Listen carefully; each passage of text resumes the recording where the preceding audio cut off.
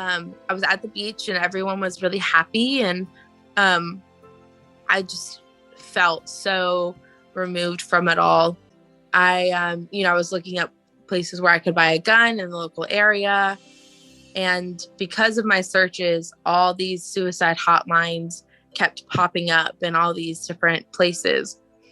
And, the tagline would be something like, there's hope, or, there's, a better tomorrow, or things like that. And I just ignored it. But as I was driving, I started thinking, hope. Like, it sounded so absurd that there could be hope, because I felt that I was trying to hold out for hope for so long. And it honestly, like, it made me angry, like, to see all these things that said there's hope.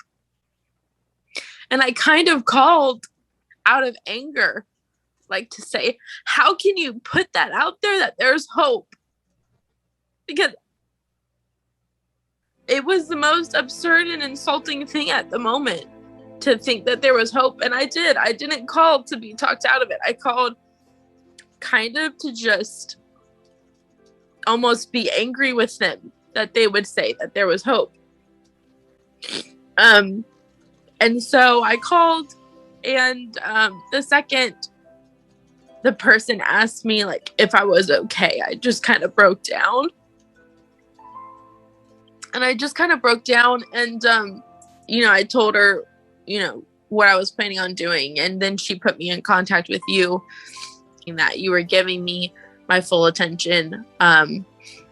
It really just kind of shocked me. And then when you because I could tell, like, you were so invested already in my well-being when you asked me to come in, and you were like, you got to promise me you're not going to do anything. I was like, I mean, this person has already invested so much,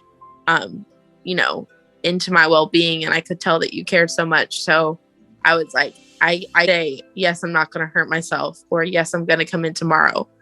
I have to. And so, it took me a while to answer, but I was like, if there is some sort of version of hope that I haven't seen yet, I'll give it another shot. And then it gave me hope. Like, if they're willing to put in all this time to help me, then I think that's for a reason. Like, there's something to be helped. There's hope that I can be helped. What happened before would just be years of just kind of being broken by seeing things. Like, I was an EMT here, and we had to take a kid from Shreveport to New Orleans, which is about a 5.5 hour drive. And the 3-year-old had severe burns all over their body. They had been in a house fire where their grandma and 2 siblings had passed away. And the entire time, he just screamed and writhed in pain. And I was driving up in the front with his mom, and she spent most of the time complaining about how much noise he was making. That just broke something in me. But I didn't know there was resources like, Here Tomorrow, where I can have someone help walk me through that. I didn't know that help and support was out there. Gave me a lot more assurance and a lot more will to keep trying. I knew I just mentally and physically wasn't there to do what I needed to do, to schedule or to think out, how to take care of myself, or even the willingness to take care of myself. But then, knowing that I would have someone like you on my side, in my corner, helping to, remind me that I need to make myself a priority, and I need to make rest or healing or whatever it was in that moment a priority. It really, kind of made me feel like